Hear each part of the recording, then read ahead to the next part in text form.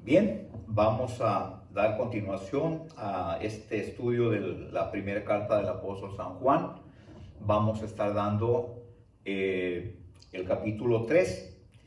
Vamos a darlo por este medio, ya que las circunstancias así nos obligan.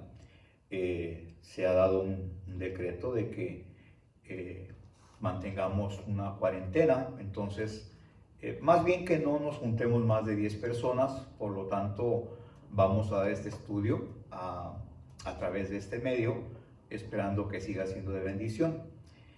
Bien, vamos a continuar pues con el capítulo 3 de este estudio y vamos a hablar un poquito de lo que vimos la semana pasada para enlazarnos. Vamos a hablar desde el versículo 26 del capítulo 2, donde dice: os he escrito esto sobre los que os engañan. Lo vimos el domingo pasado, donde hay enseñanzas y engañadores en la enseñanza. Dice el 27, 2:27, pero la unción que vosotros recibisteis de él permanece en vosotros, y no tenéis necesidad de que nadie os enseñe, así como la unción misma os enseña todas las cosas, y es verdadera, y no es mentira, según ella os ha enseñado, permanecer en él. Estamos diciendo aquí que para que les quede claro de qué está hablando este versículo, Juan está diciendo, hablando de la unción que vosotros recibisteis. Esta unción la van a entender al entender que la unción se refiere al Espíritu Santo que recibimos, ¿sí? Entonces ya lo demás les queda claro. Dice, la unción que vosotros recibisteis, dice, de él permanece en vosotros, porque sabemos que el Espíritu Santo no se va de nosotros mientras estemos en vida. Y no tenéis necesidad de que nadie os enseñe, porque esa unción, ese Espíritu Santo, es el que nos enseña. Así como la unción misma os enseña, aquí está, todas las cosas, y es verdadera, y no es mentira, según ella os ha enseñado, permaneced en él. Está hablando de permanecer en el Espíritu Santo, que no lo contristes, que no te desconectes, porque desprendidos de mí, dice, nada podéis hacer. Verso 28.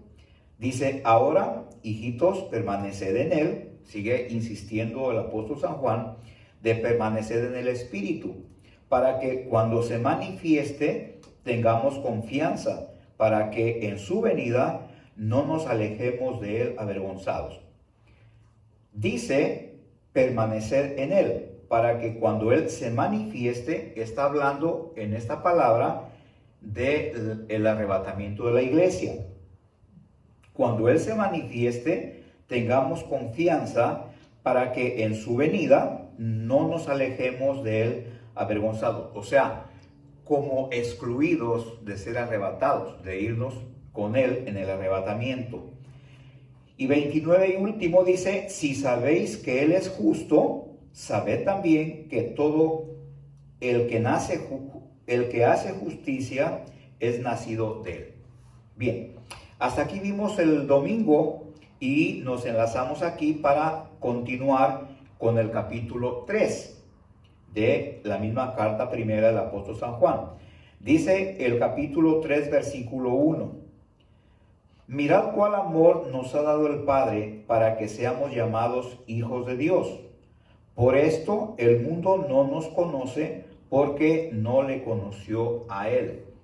Está hablando el apóstol San Juan de que el mundo no le conoció a él porque lo crucificaron, no lo recibieron como el Mesías, tuvieron muchas dudas. Hay por ahí indicios de algunas dudas que tenían en cuanto al nacimiento de Jesús. En Juan 8, 40 y tantos por ahí, le dicen, no, Juan 8:30 y tantos, dicen, nosotros no somos nacidos de fornicación, dando a entender que él sí era nacido de fornicación. Esto es grave, esto es fuerte, pero le dicen esto porque los que estaban enterados, el pueblo israelita, sabían que María había estado esperando, había estado encinta antes de casarse con José. Por eso esta alusión a esta palabra, si algunos no la habían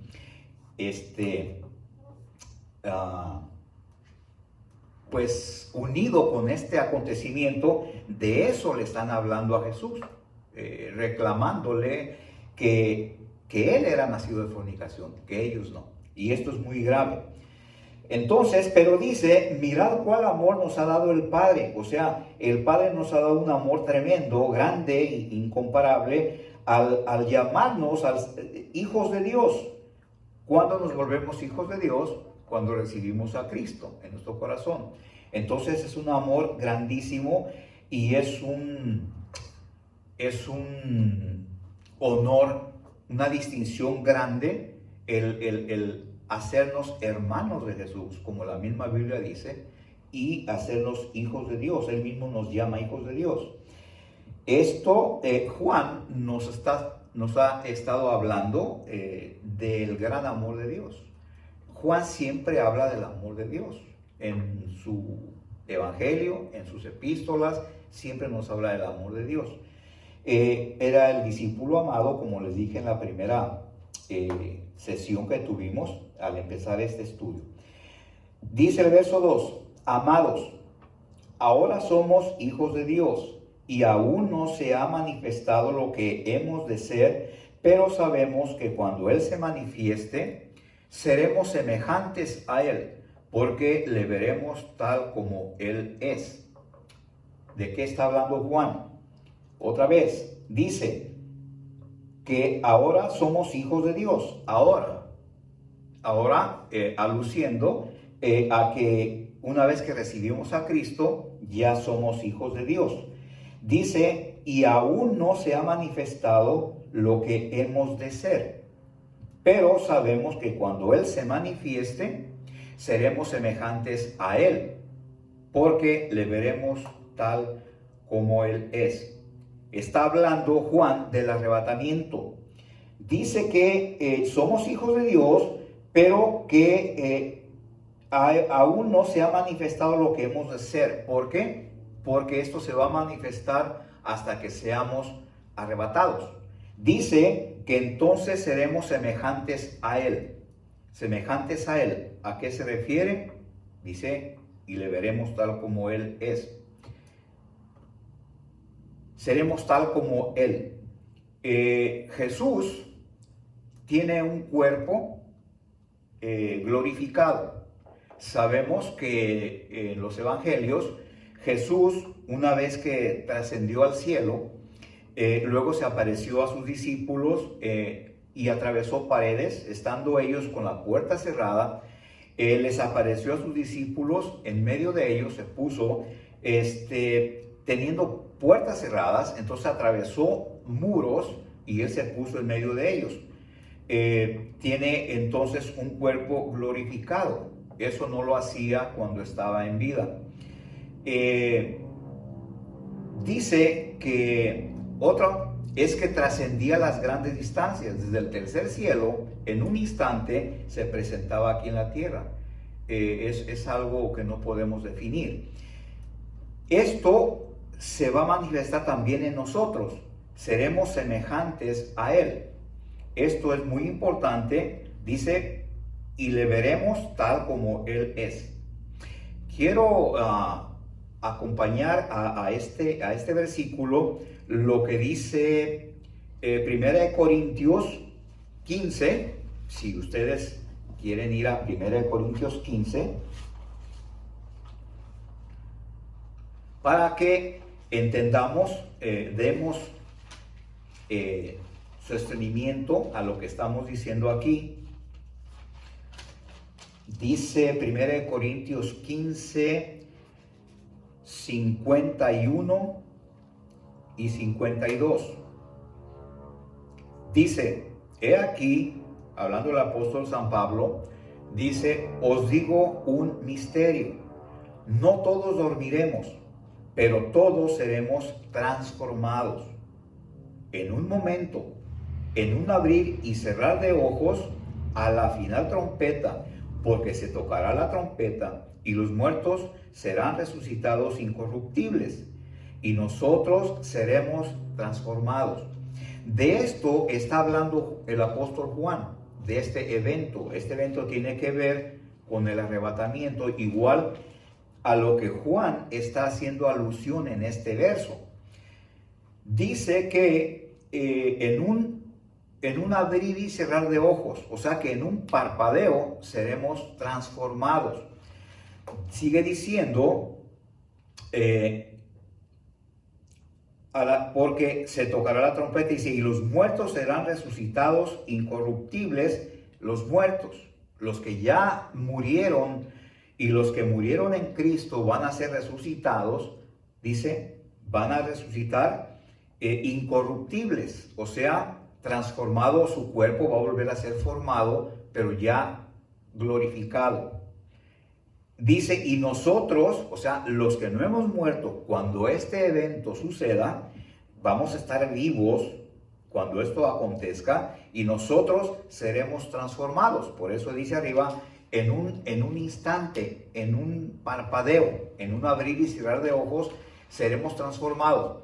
Y nuestros cuerpos serán revestidos. Dice, y aquí os digo un misterio, no todos dormiremos, pero todos seremos transformados. En un momento, en un abrir y cerrar o cerrar de ojos, a la final trompeta, porque se tocará la trompeta y los muertos serán resucitados incorruptibles y nosotros seremos transformados. Entonces, dice 53 para apoyar, porque es necesario que esto corruptible, la carne y sangre nuestra, dice, se vista de incorrupción y esto mortal se vista de inmortalidad. Entonces no quiero adentrarme en este punto porque nos desviaríamos del tema. Lo que trato de apoyar es lo que está diciendo Juan y que está hablando del arrebatamiento de la iglesia. Y que, como dice también aquí en el verso 2 del capítulo 3 de la primera de Juan, dice que seremos semejantes a él porque le veremos tal y como él es. Seremos semejantes hablando pues de que tendremos ese cuerpo glorificado, donde podremos atravesar paredes, donde podremos viajar distancias. Se está tratando del arrebatamiento. Verso 3. Bueno, sí, dice, y todo aquel que tiene esta esperanza en él, se purifica a sí mismo, así como él es puro. Hermanos, tenemos que tener esperanza en este evento que va a suceder. Si mucha gente no tiene esperanza, credibilidad en este evento que está por suceder y que al parecer todo está ya dándonos a entender que ya está a la vuelta de la esquina, si no tenemos esperanza, no se purifica, no lo espera, no espera con gozo esta reunión con nuestro Señor Jesucristo. Entonces, este se le llama el arrebatamiento. Hace tiempo predicamos sobre ello y les decía yo que este es el acontecimiento donde va a ser el final de la iglesia. Cuando llegue el arrebatamiento, esto llega a su final. Mientras nosotros somos arrebatados en este evento, voy a hacer una pequeña, abrir más el tema para que entendamos un poquito esto, los que ya lo saben, refrescarles este dato. Los que mueren en Cristo, su alma al morir si mueren en Cristo, su alma va al cielo, su espíritu va al cielo y su cuerpo va a la tierra, como era. Los que no mueren en Cristo, su espíritu va al cielo, su alma va al infierno y su cuerpo a la tierra. Este es el destino que tenemos al morir, según nos lo cuenta la Biblia en Eclesiastés 12:7. Fíjese bien, los destinos que tiene nuestro ser, que todo nuestro ser es espíritu, alma y cuerpo. Entonces, nosotros al morir tenemos ese destino.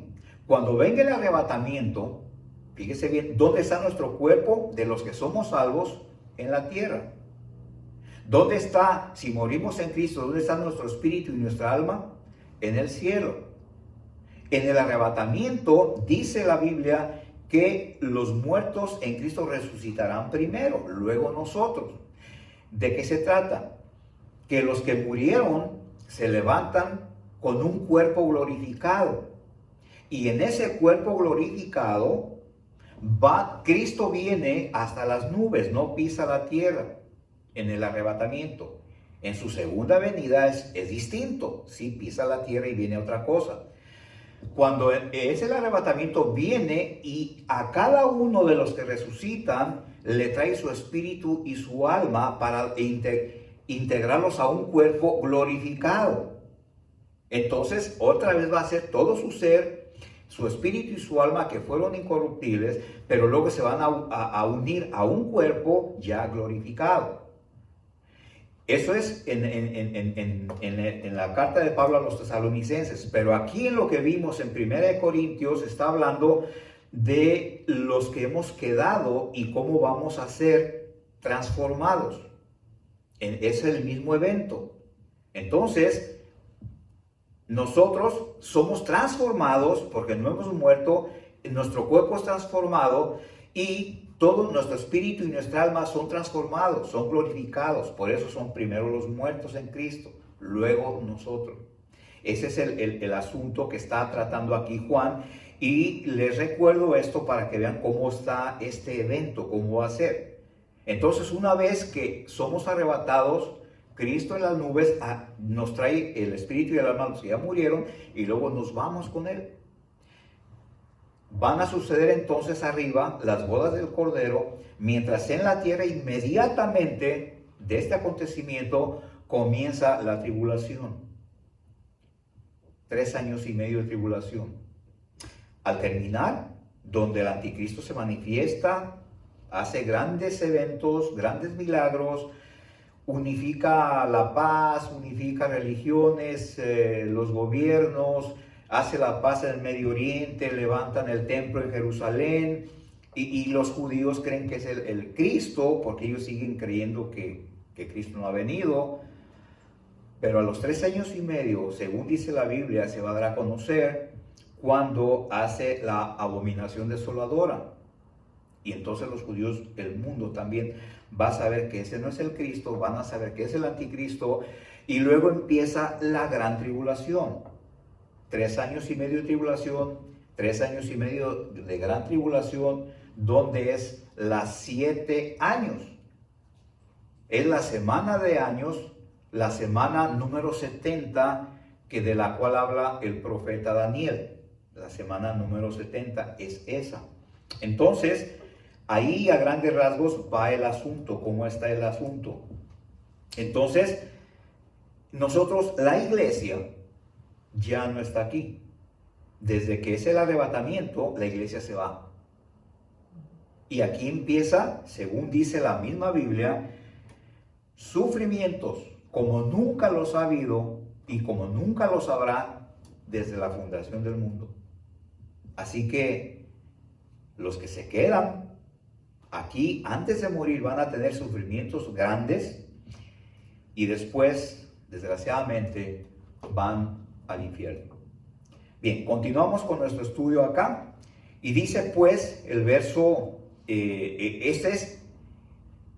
hablando del verso 3, dice, todo aquel que tiene esta esperanza, o sea, sobre el arrebatamiento, dice, en él, dice, se purifica a sí mismo, porque sabe lo que viene, se guarda tiene una lucha por no pecar. Dice, así como él es puro. Verso 4, todo aquel que comete pecado, infringe también la ley, pues el pecado es infracción a la ley. Bien, sin tanto rodeo, esto es bíblicamente ¿qué es pecado? Así de sencillo. ¿Qué es pecado? Toda transgresión a la palabra de Dios. Así de sencillo. Vea el verso 4 y eso es a grandes rasgos lo que es pecado. Toda infracción a la palabra de Dios. Oiga, pero todos infringimos la palabra de Dios, la ley. Sí, ahorita vamos a hablar y te tengo grandes noticias que te van a llenar de felicidad. Aquí en este mismo estudio. Ahorita vamos a llegar.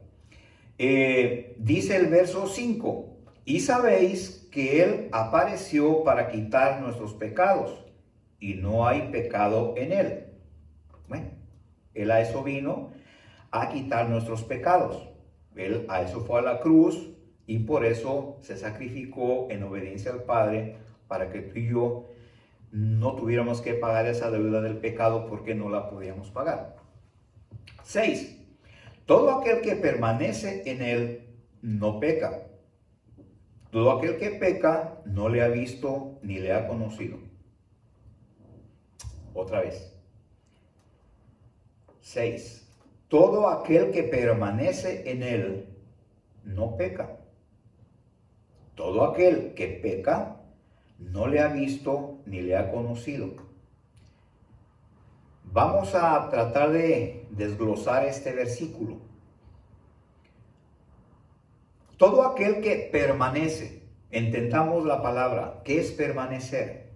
Es estar de continuo, constantemente en Él.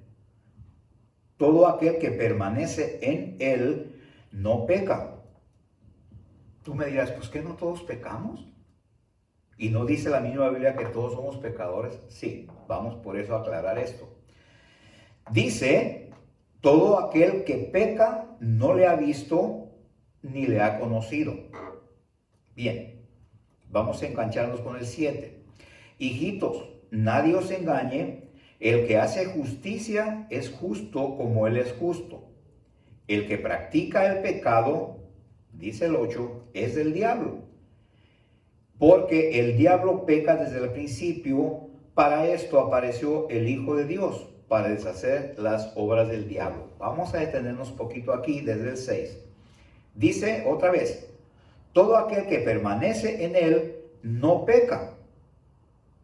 Todo aquel que peca no le ha visto ni le ha conocido. Dos grupos, el que peca y el que no peca. Pero si todos pecamos, Dios nos dé sabiduría para dar a entender bien esto. Vamos a ponernos con mucha atención en la palabra permanece. Dice que el que permanece en Él no peca. Todos pecamos, ¿cierto? Ok.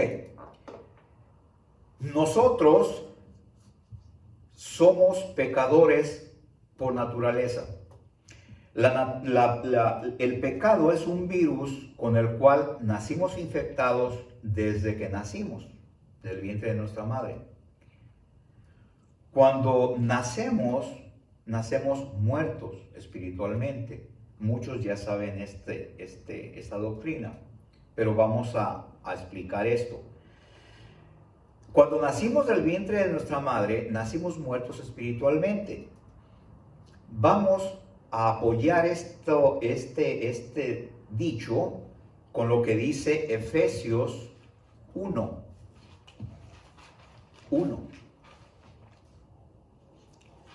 Y entendamos bien esto porque esto es básico saberlo y es muy importante porque aquí hay mucho que entender para que nos dé ese gozo del que habla Dios. Un gozo que porque no entendemos esto que vamos a explicar, no tenemos ese gozo de la salvación. Dice Efesios 1:1. No, miento. Efesios 2:1. Dice Efesios 2:1. Y Él os dio vida a vosotros cuando estabais muertos en vuestros delitos y pecados. Y hay que guardar en la mente lo que dice el verso 2. Hablando de los pecados, dice, en los cuales anduvisteis en otro tiempo, siguiendo la corriente de este mundo, conforme al príncipe de la potestad del aire. O sea, ¿cuál príncipe? El espíritu que ahora opera en los hijos de desobediencia. Eso guárdelo, pero vamos primero a ver el verso 1. Dice que Él, hablando de Cristo, dice que nos dio vida a nosotros cuando estábamos muertos en nuestros delitos y pecados. ¿Cuándo estábamos muertos en nuestros delitos y pecados? Desde que nacimos. Por el simple hecho de llegar a este mundo, somos cadáveres. Somos muertos espiritualmente hablando. Nacemos muertos. Crecemos muertos espiritualmente. Cuando tú recibes a Cristo en tu corazón, y cuando lo recibes bien, entonces vives para Dios. Es cuando vives para Dios. Por eso dice este verso. Dice, todo aquel que permanece en él no peca, todo aquel que peca no le ha visto ni le ha conocido. Hablando pues de las dos naturalezas, naces muerto espiritualmente, y esa es la imagen que traemos al nacer de Adán el caído, de Adán el pecador, aquel que murió espiritualmente en el huerto del Edén. Y por ser una raza de los cuales nacemos uno del otro, él ya no pudo transmitir la semejanza que él recibió de Dios porque él la perdió con el pecado. Y a sus hijos, Caín y Abel, ya no se las pudo transmitir. ¿Por qué? Porque ya no la tenía, la perdió. Por tanto, hay pecado en sus hijos y uno mata al otro. Y así, ellos tienen hijos, pero ninguno ya a la imagen de Dios. Y así venimos todos, uno del otro, hasta que llegamos a nuestros padres que nos tienen a nosotros sin la imagen de Dios, porque nadie la puede dar. Por eso vino también Cristo, que traía las dos imágenes. Entonces nosotros seguimos trayendo la imagen de Adán el caído, el pecador. Muertos espiritualmente. Por eso vimos ahorita que Él nos dio vida a nosotros cuando estábamos muertos en nuestros delitos y pecados. Llega el día, entonces ahí tenemos todo ese tiempo, mientras no recibimos a Cristo en nuestro corazón, tenemos la imagen caída en nosotros, la imagen pecaminosa de Adán el caído. Cuando recibimos a Cristo, entonces viene el Espíritu Santo a morar en nosotros y ya volvemos a recuperar la imagen de Dios, la que no teníamos. Y recuperando esa imagen, entonces ya tenemos dos: la antigua, a la imagen de Adán el caído, y la nueva, a la imagen de Dios. Y estas dos se van a pelear. Va a haber una lucha constante entre estas dos naturalezas. Para entenderlo, vamos a ir a Gálatas 5, 17. Pongan mucha atención a lo que estamos, porque le estoy llevando paso a paso a cómo está el asunto de nuestra situación. Dice el apóstol San Pablo en la carta a los Gálatas, en el capítulo 5, verso 17, dice: porque el deseo de la carne es contra el espíritu, y el del espíritu es contra la carne, y estos se oponen entre sí para que no hagáis lo que quisiereis. Si usted ve, dice: porque el deseo de la carne, que es la antigua naturaleza, a la imagen de Adán, dice, es contra el espíritu. Y usted ve espíritu con E mayúscula. Dice, y el del espíritu con E mayúscula es contra la carne. O sea, ahí están las dos naturalezas. Si usted tiene esta lucha con el E mayúscula, es porque el Espíritu de Dios ya está en usted. Y el de la carne, la antigua naturaleza, dice que se oponen entre sí. Así que hay una lucha para que ninguno de los dos haga plenamente lo que quiere. Uno va a querer agradar a Dios y el otro no. Entonces, pues de eso estamos hablando aquí. Cuando tienes tú las dos naturalezas, entonces empieza esta lucha. Volvemos a Juan, primera de Juan 3:6. Otra vez. Dice, por eso, todo aquel que permanece en él no peca. ¿De qué está hablando esto? De que cuando tú permaneces en él no pecas, pero sí pecamos. Entonces, ¿hay contradicción? No, te aclaro. Como tienes dos naturalezas, haz de cuenta, a la mitad a la derecha la imagen de Dios, a la izquierda la imagen de Adán el caído. Tus dos naturalezas ahí están. Dice el 6, todo el que permanece en él, en el Espíritu, dice que no peca. ¿Por qué? Aquí está la buena noticia. Porque Dios no trabaja con tu naturaleza caída, sino con la nueva. Por eso el pecado que hagas, Dios lo deposita en la imagen caída y no en la imagen nueva. El Espíritu Santo no puede pecar. Y Dios te sitúa en este lado, donde el lado de espiritual. Por tanto, por eso dice, todo aquel que permanece en él no peca. Entonces, Dios sería mentiroso si no fuera esto el entendimiento de esta palabra. Porque todos pecamos mientras estamos en este cuerpo. Todos. Entonces, es la manera como Dios ve. Una vez que naciste de nuevo, si naciste bien, cuando recibiste a Cristo, Dios te sitúa en la imagen nueva, en la criatura nueva, la imagen de Él. Entonces atribuye al pecado a la imagen antigua y Dios no te lo toma en cuenta. Por eso eres salvo desde que recibes a Cristo. De otra manera, no fueras salvo.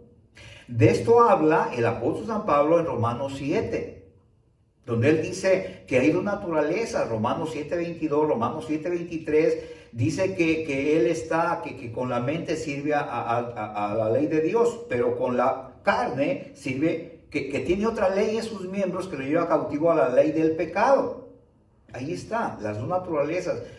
Si analizas Romanos 7, ahí todo lo que habla Pablo, vas a entender todo esto, aunque está dificilón, pero de esto podríamos hablar más adelante a detalle. Este es el asunto por el cual te digo que Dios no te pone el pecado como no te lo está cargando para juzgarte por el pecado un día. Si recibiste a Cristo bien, no vas a ser juzgado por el pecado. No vas a presentarte a un juicio para ver si eres o no eres salvo. Si recibiste a Cristo bien, eres salvo desde ese momento. Por eso es válido todo esto que te estamos diciendo. Para que entiendas bien, vamos a 2 Corintios 5:10 para sostener bíblicamente lo que estamos hablando. 2 Corintios, capítulo 5, capítulo 5 y versículo 10. Dice, fíjate bien, porque es necesario que todos nosotros, los que somos creyentes en Cristo, todos nosotros comparezcamos ante el tribunal de Cristo, para que cada uno reciba según lo que haya hecho mientras estaba en el cuerpo, sea bueno o sea malo. Como podemos entender, este versículo nos está diciendo que vamos a comparecer a un tribunal no para ver o para regatear si entramos o no entramos al cielo. Eso no es lo que está diciendo Dios aquí. Dice que es necesario que todos nosotros comparezcamos ante el tribunal de Cristo para que cada uno reciba según lo que haya hecho mientras estaba en el cuerpo, sea bueno o sea malo. O sea, ¿qué premios vas a tener cuando entres? Basado en las obras que tuviste para Dios después de que fuiste salvo. Este es un juicio para ver tus galardones, tus premios con los cuales vas a entrar al cielo. Dios no está diciendo para ver si entras o no, sino para recibir según lo que hayas hecho mientras estabas en el cuerpo, sea bueno o sea malo. ¿Sí es? Entonces, aclarando todo esto, alégrate. Una vez que somos salvos, Dios no te atribuye pecado. Esto nos debe llenar de una gran alegría, hermano. Que Dios... Ahora, bueno, ahorita vamos a llegar a otro punto. Entonces, espero que no haya ninguna duda y si la hay, pueden contactarnos, pueden llamarnos para cualquier duda sea aclarada. Ahora, sigue diciendo que todo el que permanece en él, o sea, porque va a permanecer, el Espíritu no se va de ti, dice, no peca. Todo aquel que peca, es al contrario, dice, no le ha visto ni le ha conocido. Conocerle es servirle, es amarle, es buscarle, es tener buena relación con él. Verso 7, hijitos, nadie os engañe, el que hace justicia es justo, como él es justo. El que hace justicia, la palabra justicia tiene aquí que ver con perdón. Tiene que ver con perdón. Juan es el discípulo amado, es un discípulo, fíjese, hijitos. ¿Cómo habla Juan?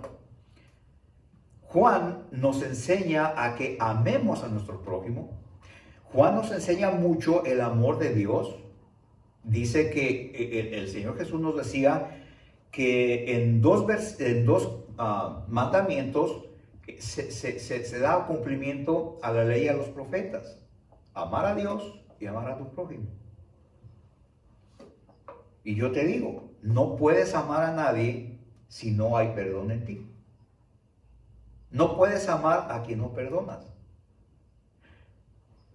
Si tú te propones amar a alguien que te hizo algún agravio, nunca vas a poder si primero no perdonas.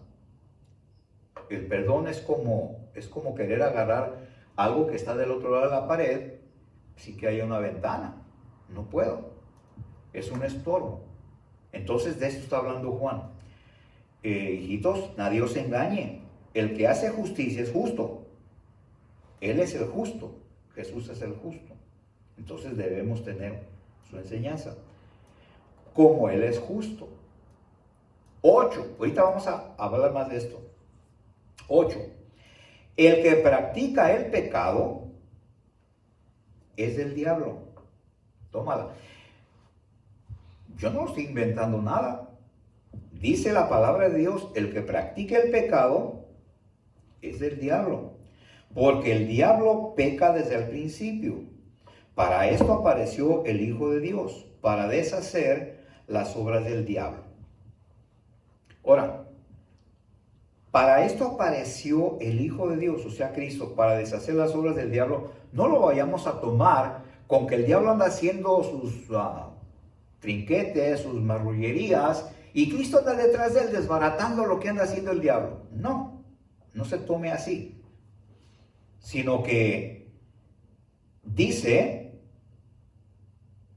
para esto apareció el Hijo de Dios, para deshacer las obras del diablo, pero las obras que él quiere hacer en ti. El diablo no va a atacar a sus muchachos, a sus compañeros, a sus aliados. Él va a atacar a todo aquel que quiere hacer para Dios. Y entre más quieras hacer para Dios, Él lo sabe, y más vas a ser atacado. Por eso es bueno que oremos unos por los otros, nos apoyemos, porque la oración sí es poderosa. Pero dice arriba el 8, el que practica el pecado es el diablo. Porque el diablo peca desde el principio. Él es pecador, los que pecan son de él. Pero, otra vez, el que practica, ¿qué es practicar? Una cosa es que peques eventualmente por ahí de vez en cuando y estés luchando por resistir ese virus del pecado y cada día pecar menos, ¿sí? Y otra cosa es practicar el pecado. Practicar el pecado tiene que ver cuando tú sabes que estás pecando, que estás haciendo transgresión a la palabra de Dios y sigues haciéndolo. ¿Sabes tú que tener envidia es pecado y sigues envidiando a alguien? No sé a quién. El carro del vecino, la casa, el puesto de tu jefe en el trabajo. Puede haber miles de ejemplos. ¿Sabes qué es pecado? y no lo evitas. Codiciar los bienes ajenos, la mujer ajena, codiciar, mentir, desear venganza, desear hasta la muerte a veces de alguien, tantas cosas que hay. Entonces, por eso, el que practica el pecado es del diablo. Y fíjense qué curioso, el gimnasio que Dios nos pone está en nuestra casa. En el gimnasio se entrena uno ahí para estar fuerte y sano. El gimnasio de Dios en nuestra casa, donde está nuestra mujer y nuestros hijos, es donde más somos entrenados en morir a la carne. Es con los que más tenemos trato, con los que interactuamos diario, a los que tenemos que soportarnos más. En fin, Dios nos entrena en nuestra casa. Entonces, ¿cómo tratas a tu mujer? O mujer, ¿cómo tratas a tu esposo? A tus hijos, al vecino. ¿Qué tipo de empleado eres? ¿Cómo tratas con lo que Dios te da? Los recursos económicos, el tiempo, el carácter. ¿Cómo tratas con todo esto? Entonces, esto es practicar el pecado. Dice el 8, el que practica el pecado es el diablo. Ahora, como dijimos ya anteriormente, todos pecamos, pero ¿cómo tratamos ese asunto? Andamos luchando, como vimos en Gálatas 5:17, que las dos naturalezas se oponen. Ya la nueva naturaleza no deja que tu carne te domine y te controle y le des rienda suelta a todo lo que tienes para el mal. No sé, analiza y luego es bueno analizarnos para irnos midiendo nosotros mismos. Entonces, esto es practicar el pecado, que sabes que pecas y lo sigues haciendo. No sé si tienes una compañera de trabajo que te agrada y eres casado y no lo evitas, al contrario, sigues alimentando aquello, siendo que sabes que a dónde va a llegar aquello. Llegaré a donde llegaré. Sabes que envidiar el puesto de tu patrón, de tu manager o algo, está mal. Entonces, ¿cómo tratas con todo eso? Si sabes que algo es pecado, entonces aléjate de ello. Combátelo, lucha contra ello. Entonces, dice el 9, todo aquel que es nacido de Dios no practica el pecado. Otra vez la palabra practicar. ¿Sí? El 8 dice, el que practica el pecado es el diablo. El 9 dice, todo aquel que es nacido de Dios no practica el pecado. Entonces no nos contradecimos. Dijimos que practicar el pecado es pecar, aun cuando sabes que estás pecando. Estar necio en aquello. El que peca esporádicamente y combate ese pecado, entonces lucha contra ello, todo tiene que ver con tu corazón. Entonces, ese no es del diablo. Fíjese el 9 otra vez. Todo aquel que es nacido de Dios no practica el pecado, aunque pecan. Pero ya explicamos cómo ve Dios el pecado. Porque la simiente de Dios permanece en él. ¿Quién es la simiente? El Espíritu Santo. Esa es la simiente de Dios, permanece. Sabemos pues, y lo hemos enseñado y estamos seguros de que cuando tú naces para Cristo, cuando recibes a Cristo bien, entonces el Espíritu Santo de Dios no se va jamás de ti. Entonces, por eso dice, porque la simiente de Dios permanece en él y no puede pecar. ¿Cómo que no si pecamos? Ya lo explicamos. ¿Cómo ve Dios el pecado? Dios sitúa a que tu antigua naturaleza es la que está pecando y Dios no trabaja con tu antigua naturaleza, sino con la nueva, aunque la sabe y la conoce. Pero Él no atribuye ese pecado, no te lo toma en cuenta. Vaya. Si no, te repito, no fuéramos salvos desde el momento en que recibimos a Cristo. Dice, y no puede pecar porque es nacido de Dios. todo está bien aclarado. Verso 10. En esto se manifiestan los hijos de Dios. Otra vez, dos grupos, hijos de Dios y no hijos de Dios, pecadores y no pecadores, pero todos pecamos, sí, pero ya aclaramos el asunto. Y te repito, alégrate, porque es motivo de gran gozo esto, de que Dios no te atribuye pecado. Ahora, volviendo al verso 6, fíjese, todo aquel que permanece en él, hablando de permanecer en el Espíritu Santo, me faltó hablar este punto. Cuando hablamos de que tenemos las naturalezas, de estar en el Espíritu Santo. Ok. Dice, todo aquel que permanece en él, porque hay momentos en que aunque tengamos la imagen de Dios en nosotros, no permanecemos en él. O sea, tenemos las dos naturalezas y en ratos podemos estar en la carne, siendo carnales, y en ratos en el Espíritu. Por eso dice permanecer en él. Explico. Si tú pecas, fíjate muy bien, y esto es de poner mucha atención. Si tú pecas, tu relación con Dios se interrumpe. Haz de cuenta cuando en tu casa hay un cortocircuito en los cables eléctricos. ¿Qué sucede cuando hay eso? Los cables, un cable se rompe. Y de aquí para atrás va a haber energía. Y de aquí para acá no va a haber energía. Todo lo que era alimentado de energía eléctrica de aquí para allá, los focos, refrigerador, televisión, se van a apagar. No hay energía, no hay poder. Eso es lo que hace el pecado. Interrumpe tu relación con Dios. Pero una vez que tú confiesas tu pecado, entonces tu relación vuelve a, ¿cómo es la palabra? Restablecerse.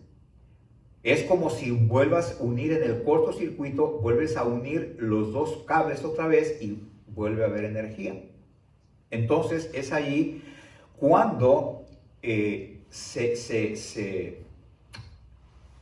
me fue la palabra otra vez, se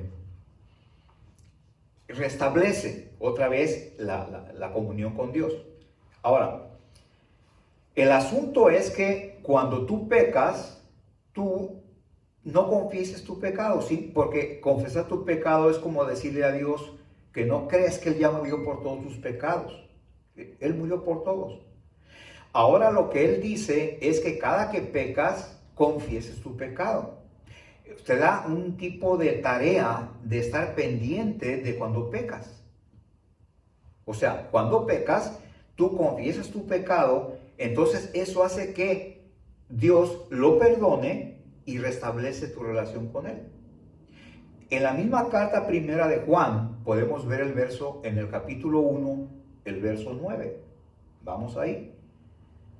En esta misma carta, capítulo 1, verso 9 dice: si confesamos nuestros pecados, no que pidas perdón cada que pecas, no, dice, si confesamos nuestros pecados, Él es fiel y justo para perdonar nuestros pecados y limpiarnos de toda maldad. Entonces es lo que ahora quiere. Él ya murió por tus pecados, ya están perdonados. Lo que ahora Él quiere es que tú seas sensible a que cada que pecas estés atento y confieses tu pecado. Entonces el pecado interrumpió tu relación con Dios, confiesas tu pecado y se restablece la energía. Eso es todo lo que tienes que hacer. Pero, claro, eso hace que estés, como dice el verso 6, permanecer en Él. No estar interrumpido, porque si tu relación con Dios está interrumpida, todo lo que hagas, seas pastor, seas maestro, seas lo que seas, líder en tu iglesia, si no estás en el Espíritu, ¿en qué estás? honestamente di, en la carne. Vas a hacer todo lo que hagas en la carne. Y Dios no creo que reciba lo que hagas en la carne. Entonces, eso es lo que me faltó decirte. Pasando pues, ya vamos a terminar, al verso 10, dice, en esto se manifiestan los hijos de Dios y los hijos del diablo. Todo aquel que no hace justicia y que no ama a su hermano no es de Dios. O sea, el que no hace justicia es aquel que no perdona. Y como te dije, si tú no perdonas, no puedes amar. No puedes amar a alguien que tienes un rencor ahí. El primer paso para que haya amor es perdonar. Una vez que perdonas, ya puedes amar. Ya no hay ese estorbo, ese aislante. Déjame aclararte una cosa. El amar a alguien no es que andes detrás de él todo el día, beso y dísele, hey hermano, ¿cómo lo quiero? Ay hermana, ¿cómo la quiero? Y todo el día abrazando y besando y diciendo. No, no tiene que ver con eso. Tiene que ver con esto. Alguien te hizo un agravio y tú lo perdonas.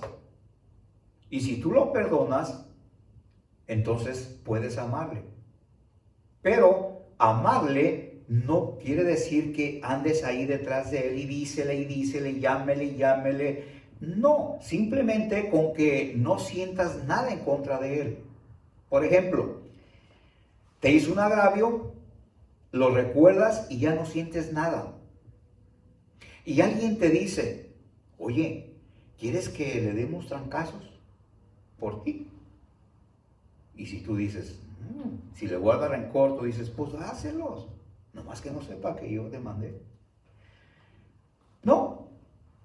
O sea, tú ya no sientes nada en contra de él y no le deseas el mal.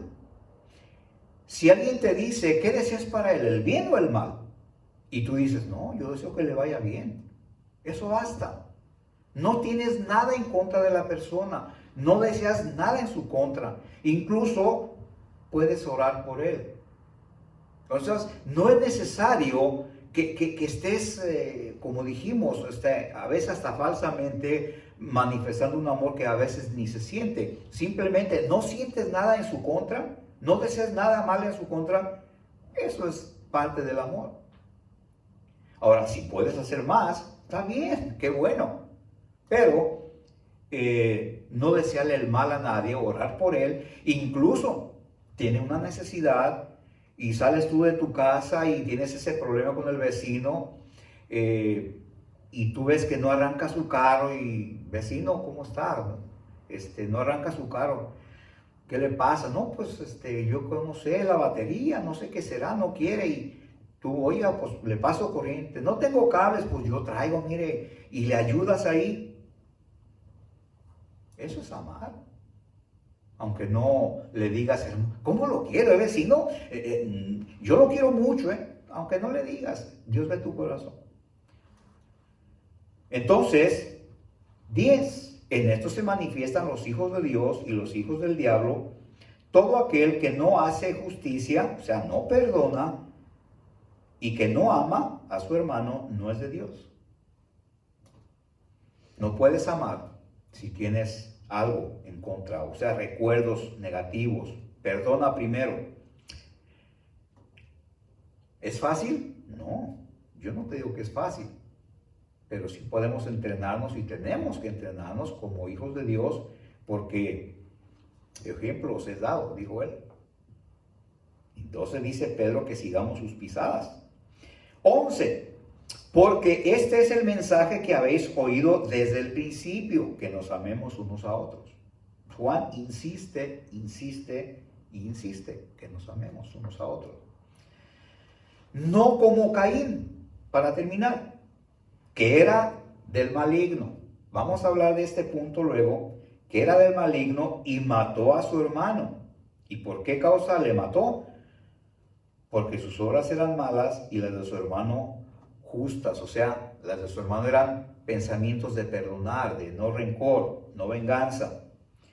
Entonces, vamos a llegar hasta aquí y la próxima sesión continuamos de este punto. Vamos a orar para terminar. Padre bendito, en este momento vamos a ti para suplicarte, Señor, que seas propicio en nosotros, en todos tus hijos. Estamos viviendo un tiempo de crisis, Señor. Te pedimos bendición, te pedimos que hallemos gracia delante de ti y que a tus hijos, Señor, extendidos por toda la tierra, tú los cuides, Señor. Que no nos falte tu protección en este virus que está de moda y que tu provisión tampoco nos falte, Señor. Bendícenos a todos, danos ánimo, Señor, porque siempre que estemos agarrados de ti, vamos a estar bien, Señor. Bendice este estudio, llévalo a todos los que, Padre, quieran oírlo y, Padre, dáselos, acomódaselos a cada uno para que sea de bendición para cada uno, que es lo que nosotros buscamos, ser de bendición. En el nombre de Cristo Jesús,